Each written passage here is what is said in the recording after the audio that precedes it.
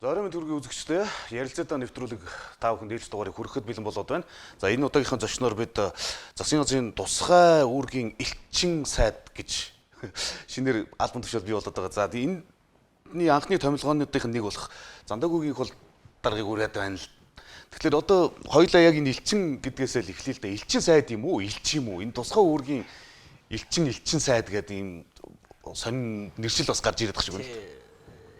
Нэгдүгürt ямар ч элчин сайд биш. Гадаадад очихгүй. Би одоо сэлэнгэд мал маллах гэж байгаа юм шүү дээ. Маллал байж байна. Тэгээ ерөнхий сайд дуудаад та энэ Газын хоолойны асуудалд Орос хотын талтай хилцээр хийхэд туслаач. Гэхээр тусгай үүргийн элчин сайд гэдэг ийм цол одоо юу өгөөд ийн л да. Хүмүүс их буруу ойлгосон байна. Элчин сайдаар явцсан. Элчин сайдаар явахын тулд Монгол улсыг төлөөлж ямар нэг улсад суун штэ. Тэгэхээр би бол ямар ч Монгол улсыг төлөөлөхгүй зөвхөн Газын хоолой ажлыг явуулахад засгийн газар туслах ийм үүрэгтэй. Газын хоолойноос гадна одоо юу гэдгийг нефтийн хоолой болчвол миний одоо над тамаагүй бүрөө ирэхэд тамаагүй гэсэн. Тэгэхээр энэ бол төрийн албаагч биш, хоом мэдүүлэхгүй. Би одоо цалиа авахгүй. Би одоо зөөрлж ярих гэдэг. Энэ special envoy гэж англи хэл дээр байдаг. Оросоор болохоор специальный посланник, спецпосланник гэдэг. Одоо Украины дайныг зогсоох гээд хоёр ч special envoy Америкаас дэлхийд яваад байна. Нэг нь энэ Стив Виткоп гэдэг Трампын гольфийн найз хамт үл хөдлөлтөрөнгийн бизнес хийдэг. Төрд ямар ч хамаагүй хүн байгаа. Улс төрч биш юм биш. Улс төрч биш одоо миллиардер хувийн ажлаа л хийж байгаа хүн. Одоо над шиг сэлэнгэд маллаад өхрөө маллаад байж байгаа хүн байхгүй юу? Тэрийг Трамп ерөнхийлж болонгуудаа дуудаад чи энэ ойрхт орнын асуудлыг зохицуулахад туслаач гэдэг. Тэгээ тэр хүн бол special envoy to Middle East гэдэг ийм одоо нэрийн хуцтай байна. Ямар цалинмалаа авахгүй тэгээ бодвол одоо онгоцсонхын бензин энтрийг үтгэл байх л та ийшээ тийшээ нисгэтнэ.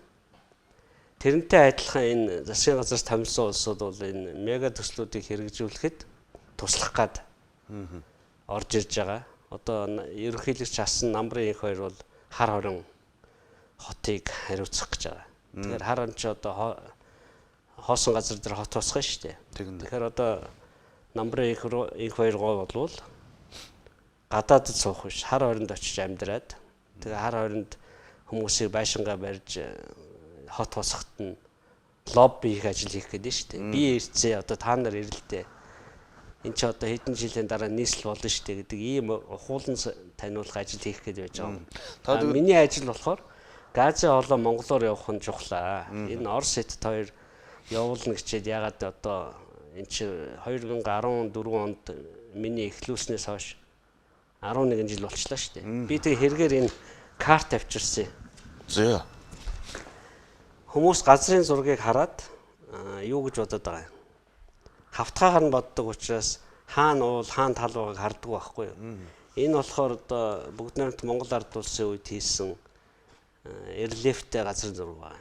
Тэгээ яг энэ газрын зургийг Валентино Матвиенко гэдэг Оросын парламентын дээд танхимын дарга Монголд миний урилгаар ирэхэд би Матвиенко гоод энийг бэлэглээд тэгээ та энэний өндрийг хараа гэсэн 4374 гэж байгаа. Тийм байна. Боно Баяулгийн. Алтан нурууны ноён оргил. Энүүгээр одоо манахаар явагдах гэж байгаа энэ хоолой чи энүүгээр зураг нь хийгдсэн хин хоолой байсан.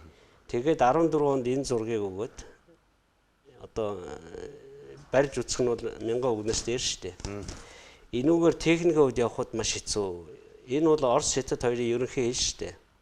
Казахстан Монгол энд Казахстан байгаа. Казахстан Монгол хоёрын дундуур Алтан нуруу байгаа. Алтан нуруун дээгүүр Монгол Орос хятадын ерөнхий хэл байгаа. Тэгээд энэ ерөнхий хэл дээгүүр явуулах гэж байсан хоолойг монголчууд лоббидж ийшээ авчирсан юм аа. Одоо энэ Алтан булгаас Сүхбаатараас энүүгээр орж ирээд төмөр замын дагуу явсаар байгаа хятад руу гарах юм. Тэгээ яагаад энэ хин хоолой манахаар явах чухал вэ гэхээр нэгдүгээрт энэ Улаанбаатарын утаанаас салахад өөр сонголт бол байхгүй. одоо хэдэн жилийн дараа одоо миний ажил бол хоолой баригдаад карантин гохоор дуусах гэдэг шүү дээ. Бүгд найрамд хятад ард улсад яг энэ хийн хэрэгцээ эрэлт нь маш их байгаа юу? Европ руу зардаг хийн байгалийн хий тийм. зарагдахгүй болохоор хятад руу явахаас өөр аргагүй. Одоо бол Сибирийн 1 гэдэг хоолой манай зүүн талаар явж штэ. Одоо энүүгээр явхад энэтэй адилхан энээс эн чинь 38 тэрбум кубик. Манайх чинь 50 тэрбум кубик байхгүй юу? Энээс том хоолой. Нөгөө Европ руу явдаг 1.4 метрийн диаметртэй 2 хос хоолой явах гэдэг байгаа штэ. Монгол улсад ашигтай тал нь юу вэ? Бид нар ч одоо нутаг дэвсгэрээр юм явуулчих юм бол датаас юу юм уу авах юм уу? Төлбөр авах юм уу? Датаас авах юм уу? Аюулгүй байдлыг хангаж чадах уу? За тэгээд нөгөө нэг хараат байдалд орчихгүй нөгөө карант хаадаг нэдэг юм рүү орчихгүй тэгэл янз бүрэл болгоомжлох гайх. Яг бид нар олон жил болгоомжилж ирсэн. Тэгээд тэрний өвчнөд одоо энэ газрын зураг дэлхийн нефт олон хийн хоолойны газрын зураг байгаа юм. Тэгээ энэ дээр дэлхийн газрын зураг явж хагаад Монгол гингүүт ингээд ямар ч хоолойгүй цорын ганц улс болчиход байгаа. Тэгэхээр хоолой ямар учиртай гэхээр хамгийн хямдхан тээвэр байгаа. Энэ дэлхий дээр хүн төрлөختний бодож олсон хамгийн бага тээврийн зардлаар ирдэг хий болон шингэн одоо түлшний вагоноор явах юм бол тээврийн зардал 30% нэмэгдээд байгаа. Одоо бид нар вагоноор ирсэн дизель бензин хэрэглэж штэ. Хэрвээ тэр турбагаар ирсэн бол бид нар 30% хямдхан энийг хэрэглэх байлаа штэ. Тээврийн зардлаас болоод миний хувьд хамгийн түрүүний ашигыг бол Улаанбаатар утаа гэж харж байгаа нэгдүгээрт. Газ орж ирэл алга болно. Хоёрдугаарт шинээр хот байгуулах бол одоо маш одоо уян хатан болно. Шинэ байгуулагдсан одоо 10,000 20,000 хүнтэй хот руу зүгээр л хийн турба ганцаар л явна. Цахилгаан станц зурх, дулааны станц зурх шаардлагагүй. Тэр хийгээс цахилгаан гаргана, дулаан гарна, халуун ус гарна, дулаал одоо бүхэл юм гарна. Байгалийн хий чинь тэгээд өөрөө ингээд нөхөн төлчихөж идэм үү? Яа гэм бэ? Байгалийн мэдээж дуусна. Гэхдээ энэ байгалийн дуустал дахиад 100 жил ч юм байгаа. Дээр нь манай улсад бас хий гарч ирж байгаа. Тэгэхээр энэ том бүдүүн турбаг Монголын нутгаар явуулах хоёр дахь ашиг нь тэрлөө бид нар ачаагаа хийж тэр турбагаар одоо хэрэглэгч рүүгээ явах. Хятадын нутгаар орох, хятадын нутгаар дамжиж далаараа гарах гээд энэ зүгээр л одоо манад Орос шиг том газ олддог бол замын тавьж гин гэсэн үг. Тэгэхээр Монголыг тойроод гарцсан энэ дэлхийн түлшний шүлжээнд бид холбогдохгүй бол өргөлж үнэтэй бараа гарна. Өргөлж үнэтэй бараа гарахаар бид зарж чадахгүй. Одоо хийн түлш бол бид түлш талаас нь Улаанбаатар утаа гэж хараад байна шүү дээ. Химийн ажилтнуудын төв үед бөгөөд одоо маш их олон юмд хэрэглэгддэг. Одоо яаж бид нар дизель авах ойлоод 30% хямдхан шингэрүүлсэн түлш нэг шар дугаартай маш яваад байна шүү дээ. Тэрний түлш нь бензинтэй харьцуулах хямдхан шүү дээ. Дахиад бид нар нөгөө тээврийн зардлаа хэмнэ гэсэн. Үн бас их чухал. Орос хятадын тал тэгээд одоо ер нь ажил ямар шүү шатанд байгаа. Миний санаж байгаагаар нэг ерөнхийлөгч Путиний 9 сарын 3-нд өнгөрсөн жилийн 9 сарын 3-нд хийсэн айлчлалын үеэр Оросын холбогдох ажилтнууд нь нислэг тэргээр явж газраа үзлээ гэдэг нэг зүйлийг сонсч ирсэн юм байна. Монголд уу? Монголд? Монголд бол би энэ ажилтай холбогдуулаад одоо ажил хийж байгаа хүмүүсээс мэдээлэл авсан. Монголоор явах техникийн бүх асуудал дууссан. Одоо Орос хятад хоёрыг үнэ тохирохыг хүлээж байгаа. Үн бол маш хэцүү, удаан. Ягаад гэвэл нэг тохирчвол 30 жил хөдөлдөг. Тэгэхээр Оросын санаа бол Европ руу зардаг $450 1000 куб метрийнхаа үнийг санал болгож байгаа. Хятадын тал болохоор дотоодын үн буюу $250 аавна гэдэг. Тэгэхээр энэ 450 250 чинь голд нэг уулзцэг гарнаа та. Тийм байна. Тэр нь бол одоо ямар болохыг бид нар мэдэхгүй. Энэ юмаа авч байгаа зарж байгаа хоёр талын асуудал. Бид бол дамжуулагч. Тэгэхээр манай нэгдүгээр одоо нутгийн орноор явуулсныхаа хөлсөнд таранзитийн төлбөр аавна. Тэр бол бас л хэмжигддэг дэлхийд даяар тодорхой. 1000 куб метр нь 100 км тэдээр явах гэдэг. Тарифтай. Одоо тонн километр гэдэг шиг тариф байх нь шүү дээ. Тэгэхээр бид нар тэр мөнгө аавна. Одоо хоолой эзэн хэн байх вэ? 3 улсын хамтарсан компани өмчлөлт байх уу? Монгол улсынх байх уу? Гэдгээ бас ярилцж байгаа. Хоолоо гэхлээр бид нар одоо ингээд нөгөө тэц дулааны станцуудаас гарч байгаа нэг том турбаануудыг л санаад нөгөө шохоодсон зэмлэлсэн. Тэрнээс тэр шиг ийм ил явах юм уу? Газраар явах. Газар доор. Газар доор. Тэрнээс бүдүүн турбаа явна. Сая нэг турбаан дундуур 800 цэрэг гараад Сужа гэдэг хотын араас нь очлоо шүү дээ. Тэр чинь 1 м 4 40 см турбаа байгаа. Тэр 1 м 40 турбаа явна манайхаар. За. Одоо над шиг намхан хүн бол босоогоор явчих нь шүү дээ. Тэр турбаан дундуур. Тэгэхээр одоо Орос хятад хоёр өмнөнийхөө дүнг асуудал шийдсэн. Би тэгээд би хөрөнгө оруулалтыг нь яах? Би одоо яг тэрийг ярих гэдэг. Тэгэхээр энэ турбаанд холбогдохгүй бол одоо энэ зургийн тав хүн харж байгаа. Энэ ногоон юм уу ягаан турбаанд холбогдохгүй бол монголчууд дэлхийн бусад улсаас илүү үнэтэй газ, илүү үнэтэй бензин хэрэглээд одоо юмны үн өссөн өрөл байна. А турбаа тавьж ич энэ бүх юмны чинь тээврийн зардал алга болж байгаа. Төмөр замаар тээвэрлэхээ ойлоод монголчуудын эдийн засагт одоо манад огт байхгүй бордоо үйлдвэрлэж болно, дизель төлшийг орлуулдаг төлш үйлдвэрлэж болно, пластмас үйлдвэрлэж болно. Зөвхөн энэ хийгэр үү? Зөвхөн энэ хийгэр. Энд чинь өөрөө түүх хийд байхгүй юу? Энд чинь зүгээр л метан CH4 гэдэг хими бодис шүү дээ. Аюулгүй байдал нь хэрэг авах вэ? Одоо тэгэл бензин хэрэглээ сурчлаа. Бензинтэй л адилхан л тэгэл хэрэгэл сураад одоо бензин бол хэвэн болчлоо шүү дээ. Тэрнтэй адилхан газ руугаа бид бас л одоо аюулгүй байдлаа хангахгүй бол дэлхийд даяараа турбааны газ хэрэглээд, турбааны нефт хэрэглээд хямдхан амьдраад өрсөлдөх чадвартай бүтээгдэхүүн үйлдвэрлэдэг. Монгол энэ бүхнээс айсаар байгаад ингээд хол үлдчихэд байгаа. Тэгэхээр энийг бол засгийн газраас харж явуулъя гэд шуурхалж байгаа нь их зүв байна. Оросууд яагаад тэр алтай нуруугаар дагуулах гэж ирсэн юм бол? Хятадтай шууд хэлдэг газар. Шууд хэлдэг. Казахстангүйгээр. Казахстанаар ч явуулахгүй, монголоор ч явуулахгүй гэж үзэж штэ. Транзит явуулахгүйгээр л одоо яах юм бит хоёр шууд хэлдэг юм чинь гээд. Тэр нь хамгийн харамсалтай нь 4374 м өндөрт байгаа юм. Ажлын нөхцөл нь ч хүнд юм шүү дээ. Нэгдүгээрт энэгээр турбаа тавих техник нөхцөл маш хүнд. Хоёрдугаарт байнгын хүйтэн. Тэгээд нөгөө хиймж хүн явдаггүй эн чинь уулчин очдог, уулчтай авирдаг бол аахгүй. Тэгээд одоо бол эцсийн байдлаар тохирсон энэ төлөвлөгөөнөөс татгалзаад Силосибир 2 гэдэг төлөвлөгөөрөө орсон. Тэгээд зураг төсөл дууссан, Монголын талаас хамаарах юм бүх юм дууссан. Одоо энэ хоёр хөрш маань үнэ тохирол тэгэл явчих гэдэг ийм төсөл байгаа. Тэгээ эн чин баригдаад карантин нийтэл 5 жил штэ. За.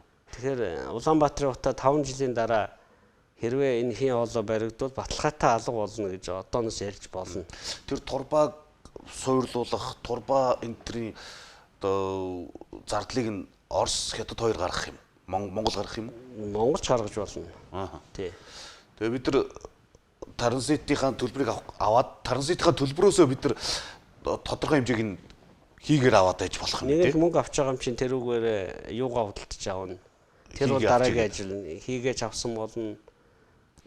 Өөр юм зарцуулсан болно. Одоо энэ чинь яг төмөр зам дагуулад одоо Алтан булгаас замын үүд хүртэлх нөхцөл байдлаар ингээ явхлаар чинь за баруун тийшээгээ бид нар хийгээ тавиаг үл өөрснөө хоолоо тавих. Энээс цааших бүх хоолой манай хариуцлага болох юм тийм ээ. Улаанбаатар хотоор дундуур байшингууд руу ордог хоолой хүртэл манайх болоо. Одоо энэ Улаанбаатар хотод бид нар энэ хийг ашиглая гэж байгаа бол одоо энэ нөгөө ус дулаан явж байгаа тэр шугамаар л явах юм уу? Нэмэлтээр дахид тавих уу?